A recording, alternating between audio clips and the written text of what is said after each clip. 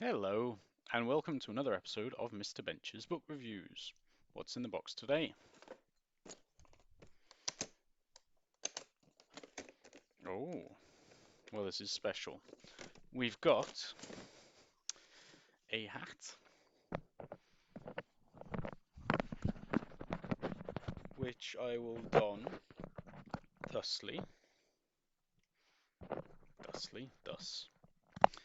Probably need to doubly adverbize thus. And a book. You'll be pleased to know I'm not just wearing a hat. It's Mr. Men the Christmas Party by Roger Hargreaves. It's the week before Christmas as I record this. So I thought I'd wear this hat and do a book about Christmas. This one, I have reviewed a few other Mr. Men books on the channel, and this one is from the one where lots of Mr. Men join in. You can already see Mr. Christmas, I think, and it's Mr. Shy or Mr. Worried About Stuff. Not sure what his name is, we'll find out. But anyway, lots of them get together. The other one from this series I think I already did was Mr. Men Trip to the Moon, which do check out the review of that. Uh, but we'll get into it. So yeah, and this is original concept by Roger Hargreaves, but written and illustrated by Adam Hargreaves. I believe that's a son or the like of the now deceased Roger. So it's Mr. Men, the Christmas party. The postman, he's not a Mr. Man, he's not Postman or Mr. Post, he's just the postman. You often get them, there's a postman, there's often a butcher, um, or something of that nature, a baker, shopkeeper, a banker. There's a banker in Mr. Clumsy, which you can also check out. The postman delivered a. There's a hat maker in Mr. Chatterbox, actually. The postman delivered a letter to Thimble Cottage. Do you know who lives there? No, Mr. Thimble. Why, it's Little Miss Shy. Sorry, quick pause. Sorry about that, I just had to get my coffee. It's not a particularly Christmassy coffee. I haven't laced it with anything. It doesn't have like cinnamon in it or anything. Do we know who lives in Thimble Cottage? It's Little Miss Shy. That was this person on the front. Um, Although you'd hardly know because she's so shy. You barely ever see her, I guess, unless you've read Little Miss Shy. She probably shows up in that. The letter was an invitation from Mr. Happy to his Christmas party. Mr. Happy is a Mr. Man. He's he's one of the early ones, I think. Number 3 or something. Oh, he's yellow. Part of Little Miss Shy really wanted to go to the party. Here she has a party invitation with party invitation written on it. That's very clear. But part of her was too shy. She wants to be careful holding that up these days, you know. These TikTokers will replace party invitation with some silly message, which could be embarrassing for her if that went viral. But part of her was too shy. She knew that she would walk into the party and blush, and knowing that she was going pink would only make her turn even pinker. Just the thought of it made her blush, so here she is blushing. Already, just thinking about it. I would guess this is consistent with how she behaves in Little Miss Shy, the book. Although sometimes they do have transformative stories. So they start off, for example, shy, and they end the book having conquered their shyness or in some way um, learnt to live with it. But it still seems to be shy whenever this is set. It may be a prequel to Little Miss Shy. I don't know. Mr. Happy had a great deal to do to get ready for the party. This is a bit weird. It says Mr. Happy, and this is clearly Mr. Strong. So Mr. Happy is just some kind of anonymous entity behind the scenes, a bit like Colonel Sanders. You never actually see him. But he had lots of help. Mr. Strong had been instructed to go and find a good-sized tree, and he did, and he's carrying it with like one arm, because he's strong. It's nice though, if you have read a lot of the other books, or even a few of them, it's nice when the people you know from the other books pop up, which is why these ones are quite fun, really. I think that might be Mr. Happy, although he doesn't look happy. Mr. Muddle glued the Christmas lights and plugged in the paper chain. Oh dear. He's got in a muddle, you know. You should be plugging in the Christmas lights and gluing the paper chain. He's done that backwards. And I guess that is Mr. Happy, but he's not wearing his usual happy smile because he's slightly perplexed about Mr. Muddle. It's a bit out of character, actually. I would have thought Mr. Happy would have normally gone, that's okay, it's Christmas. Don't worry, Mr. Muddle. And it's Happy's fault if he's in charge. Then he should only really be giving Muddle one job at a time, so he can't confuse it with anything. Just asking for trouble, that particularly as a Christmas light and a paper chain, they kind of have similar shapes, so it's easy to get them muddled. Mr. Greedy made a cake, but it was not so much a Yule log as a Yule tree trunk. That's a very large Yule log. He's licking his lips on it. Happy's smiling now. Although his eyebrow suggests he's a little bit surprised at how large it is, but he is smiling. Mr. Greedy, though, is known for his generosity as well. He makes a lot of cake, but it's not like he's going to eat it all himself. He's going to share it. He just thinks people should eat lots of food in general. It's not just for himself. Greedy is a slight misnomer. And little Miss Naughty brought the mistletoe and chased Mr. Happy all round the hall trying to kiss him. Well, they're having fun. That seems to be playful enough. And Happy's smiling again, so he doesn't mind this. But he gets all cross with poor Mr. Muddle. Despite all this help, that's obviously slightly ironic when they say help there. They mean that the people are helping in their own special way. Everything was cooked. See, despite the help, that was fairly funny. Everything was cooked and decorated and laid and hung the day before the party. Well, that's very well organised. Having an extra day in case you do need to do anything at the last minute. Mr. Happy went to bed feeling, well, happy. But little Miss Shy did not go to bed. She could not sleep. What should she do about the party? She would be sad if she didn't go, but she would blush if she did. So she needs to decide whether sadness or blushing is favourable to her. Would she go? Could she go? What a dilemma. I think this probably is a genuine issue with a lot of people, you know. They get invitations to parties they don't want to go to. It's not just Little Miss Shy. I think it's probably quite common. People get really stressed out about it. Feel a bit sorry for her. When she looked out of the window the next morning, she could not believe her eyes. It had snowed. She's happy about that. She's smiling.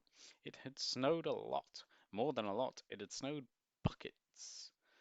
Little Miss Shy breathed a sigh of relief. The party would have to be cancelled. Nobody would be able to get to the hall.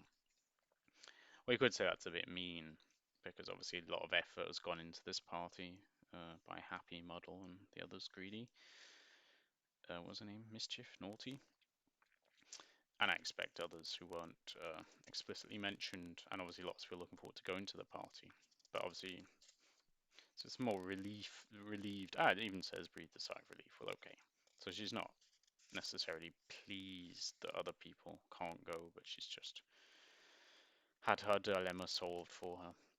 When Mr. Happy saw the snow, he did not feel the same. He felt unhappy, so his frown has been no, not his frown has been turned upside down. His smile has been turned upside down into a sad smile. And there's Mr. Strong out in the snow. Poor Mr. Happy, what a disaster. He was going to have to ring everyone and tell them the party was off.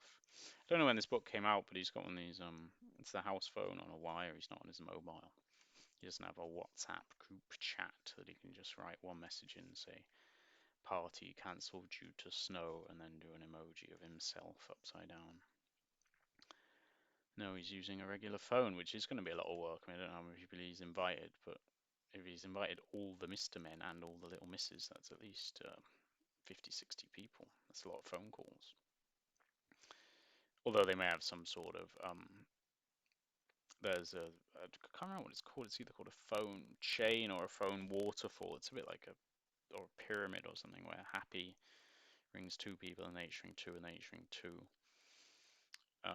So you kind of share both the time invested and the phone bills. I think that was what people used to do for like, you know, if you had school class or something before the days of WhatsApp chats. Obviously, other messaging services are available. I actually prefer the ones that aren't owned by Mark Zuckerberg. Yeah, get yourselves on Signal. I endorse Signal. But yeah, anyway, maybe they have a kind of telephone pyramid thing set up. But he's happy. He's not known for his organizational skills. Really want Mr. Organized doing the organization. I mean, happy, well, and he's not even doing what he's known for. You'd think he would at least maintain high spirits, which is a positive characteristic in an organizer or a leader, or particularly a party planner. You know, good vibes, good mood is good, but no, organization, not his forte. He rang Mr. Christmas first. Mr. Christmas had an idea. One phone call later, he rang Mr. Happy back. It's all sorted out. I'm going to borrow Father Christmas' sleigh and give everyone a lift to the party. Well, that's great. Well, that's solved everything. And that is, in that regard, it's a good thing you didn't put it in a group chat and say party off. 60 people go, and they all start sending wild messages to each other. And then Christmas has to open up a private chat and say, hey, Happy, actually, I've got this mate with a sleigh. Maybe we can sort things out. So in this circumstance, this actually shows the advantage of speaking to one person first. At least if you have someone who might actually be able to solve the issue, and not just start sharing gifts. Which is just what he did, not sharing gifts. And give everyone a lift to the party, which is just what he did. He flew here and there, collecting everyone for the party. Mr. Christmas, by the way, I'm not sure if he actually has a book himself. Oh, he does. It's in this series. Okay, I can just see it because it's on the back of the book here. But he's not. I haven't seen him in the other books on the back. I've not seen him show up anywhere else. Seems to be a fairly new immigrant to Mr. Manland. Mr. Manland is what I've called it. Sometimes, like I think Mr. Clever lives in Cleverland, but I think that's like an area within the broader Mr. Manland. It's probably a bit like the United Kingdom, that way of England, Wales, Scotland, Northern Ireland. It's all kind of one state, but it's made up of different regions, varying levels of autonomy. I don't know if it's like federal, maybe like Germany, but it's how you can have like a Cleverland within a broader thing. And anyway, Mr. Christmas thing, he's only recently come. So he flew here and there, collecting everyone for the party. So it's a flying sleigh then. I guess it's being pulled by flying reindeer, although you can't see any in the picture. It's not Christmas Day then, that's good. A lot of people, they organise their Christmas parties either a bit before or even into January, which is good because it means that locations and catering services, if you're hiring any like decorations or bands or anything, and then obviously the sleigh is available, which it wouldn't be on Christmas Eve. So these pages kind of run together and they refer back, and I'm gibbering in between them, so we're going to lose some of the thread here. So I'll try to explain what's going on. Collecting everyone for the party, everyone except Mr. Tall, whose long legs made short work of the snowdrifts. That's quite a nice sentence. The long legs made short work of the snowdrifts. I think short work refers to the time it takes, whereas long legs refers to the physical length. But it's quite clever. And there's Mr. Tall wave. Oh, and it is being pulled by at least 2 reindeer. You can see it in silhouette there in the sky. The last person he collected was Little Miss Shy. I can't go in, sighed Little Miss Shy when they reached the hall. Please take me home. But why? Exclaimed Mr. Christmas. You'll have fun and everyone wants to see you. But when I go in, I'll blush with embarrassment, explained Little Miss Shy. I think you will find, said Mr. Christmas, that everyone has got rosy cheeks on as cold a night as this. He hasn't in the picture, and she hasn't out there. But they're going to go in. They're in front of some sort of barn, so it's one of these. It could be like an old farmhouse that's been converted into an event location. That's quite common. Or it might just be a pub. Has that kind of feel to it. And you know what? Mr. Christmas was right. Everyone else looked just as pink-cheeked as Little Miss Shy. There's a picture. Should we see if we know all they are? I think that's Happy at the front. Shy, Mr. Christmas, Little Miss. I don't know who that is. I don't think that is Little Miss Trouble. I think she has brown hair and this is a blonde-haired person. I think that's Mr. Tickle. You can't see his arms, but he's very orange with a blue hat. That's probably Mr. Mischief. That's Mr. Muddle. Looks a bit like Mr. Snow, but he's been drawn a bit oddly. That's a bit of a weird drawing of Mr. Snow, so that might actually be someone else. I think that's Little Miss Naughty, who helped earlier. Mr. Bump's there, and there's a blue one at the back. That could be Mr. Worry. The problem is with these special series ones, they don't have the catalogue of Mr. Men on the back to refer to, so you kind of have to do it from memory. Or you get yourself another Mr. Man book to look up. Or you need a Mr. Man and a Little Miss because they're separated according to gender. Mr. Silly and his fantastic elastic band involving Mr. Nonsense, and I don't know the Little Miss here. This is probably Little Miss Ridiculous or something. Came on stage and got the party, and the party got started. And they're playing funny instruments. Mr. Nonsense is using a shower head as a woodwind instrument. And the Little Miss is blowing into some sort of kettle, and he's converted a rake into a string instrument, a bit like a cello. Not a rake, sorry, a broom. Sounds good though. Fantastic elastic band. Don't know what makes them elastic. And what a wonderful party it was. They've all got party hats, which is, like I said, Mr. Christmas, who's got his standard Christmas hat. I don't know if there was oh, Mr. Strong seems to be there. There's a red square visible. Otherwise, you can really see the tops of the heads. One of them's kind of pink. That could be Chatterbox. And what a wonderful party it was. They ate and drank and chattered. Ah, it probably is Chatterbox then. That's quite nice. Writing chattered and then having a very visibly pink Mr. Man, even though you can't see his face. It's like, oh, that could be Chatterbox, and then there's chattering going on. He's not wearing his traditional hat, but as I say, they've all shoed their regular hats, such as Mr. Strong normally has a little green one, for party hats, except Mr. Christmas. Oh, and Little Miss Naughty seems to still have a bow and not a Christmas hat. Gossiped. I don't know if one of them's called Little Miss. I mean, a lot of them are quite stereotypical, so it would probably be a Little Miss Gossip, I'm afraid to say, if there is a gossip. And sang all evening long. And Little Miss Shy joined in and had a fantastic time. You're still looking very pink in the face, said Mr. Happy. Are you still feeling shy? Shy? Said Little Miss Shy. No. I'm just very hot from all this dancing. Happy Christmas, Mr. Happy. Well, isn't that lovely? Mr. Happy's happy as well at the end, which is nice because he, as we've seen, he wasn't happy throughout. But when everything goes well and his guests have a great time, he enjoys himself too. What a wonderful party. Well, that's a very positive Christmas story, as Christmas stories tend to be, which is nice. It's nice to suspend reality for a little bit at this time of year and enjoy yourself, I think. So well done. I hope you enjoyed that. I'm not going to make this too long. It just leaves me to say, if you are celebrating Christmas or anything else this week or in any other week, then I hope you enjoy it. Hope you have a very wonderful, merry time. Hope if you do have shyness about getting invited to parties that you have at least a few people around you to talk to and you're not just pacing up and down your bedroom in a state of insomnia like Little Miss Shy. Maybe this party will be the start of great things for her.